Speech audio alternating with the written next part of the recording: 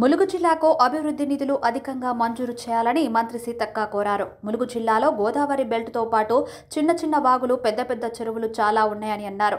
హనుమకొండ జిల్లా సమీకృత కలెక్టర్ కార్యాలయంలో ఉమ్మడి వరంగల్ జిల్లాలోని 12 అసెంబ్లీ నియోజకవర్గాల వారీగా అభివృద్ధి కార్యక్రమాలపై సమీక్ష సమావేశం నిర్వహించారు. ఈ కార్యక్రమంలో ఇన్ఛార్జి మంత్రి పొంగులేటి శ్రీనివాసరెడ్డి, పొన్నం ప్రభాకర్, జిల్లా మంత్రులు కొండా సురేఖ, సీతక్క, ఎమ్మెల్యేలు, కలెక్టర్లు, ఎస్పీలు పాల్గొన్నారు. సీతక్క మాట్లాడుతూ జిల్లా అభివృద్ధి పనులు నిధులు అధికంగా మంజూరు చేయాలని తెలిపారు.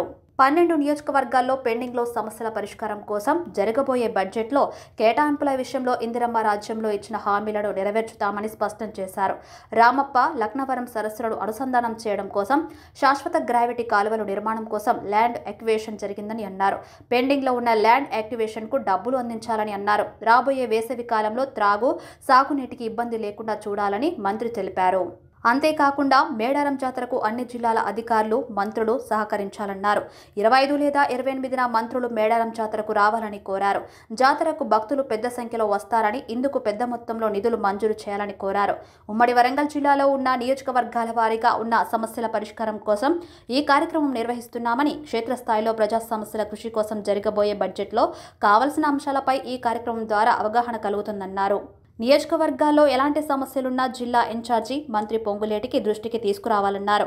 అంతేకాకుండా వరద ఉధృతిలో కొట్టుకుపోకుండా గోదావరి కరకట్ట నిర్మాణం చేపడుతున్నామని సీతక్క తెలిపారు. వరదలు వచ్చినప్పుడు గ్రామాలు మునిగిపోయే ప్రమాదం ఉన్న చోట కట్టకట్ట నిర్మాణానికి ప్రణాళికలు రూపొందించామని పేర్కొన్నారు.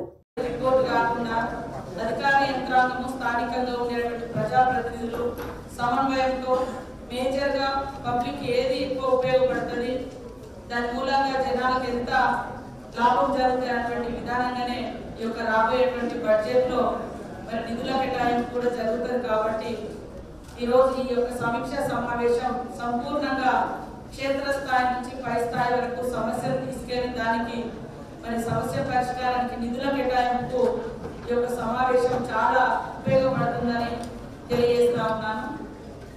తప్పకుండా ఇక్కడ ఏమైనా, ఎందుకంటే మనం తక్కువ టైం ఇచ్చినాం కాబట్టి కొంతమంది అధికారులు ఇంకేమైనా మిస్ అయి ఉన్నా కూడా మళ్ళీ ఆయా ఎమ్మెల్యేల ద్వారా కానీ, లేదా మన ఇన్ఛార్జ్ మినిస్టర్ గారు కానీ, లేకుంటే మా ఇతర జిల్లా నుంచి మేము కూడా ఉన్నాం కాబట్టి మా దృష్టికి తీసుకొచ్చినా తప్పకుండా మరి ఇన్ఛార్జ్ మినిస్టర్ గారి దృష్టికి తీసుకెళ్ళి వాటిని కూడా అందులో యాడ్ చేసే విధంగా చేస్తామని తెలియజేస్తూ ఈ సమావేశానికి వచ్చినటువంటి అధికారులకు, ప్రజాప్రతినిధులకు, పత్రికా మీడియా సోదరులకు అందరికీ కూడా పేరు పేరున హృదయపూర్వక నమస్కారాలు, ధన్యవాదాలు తెలియజేస్తాను.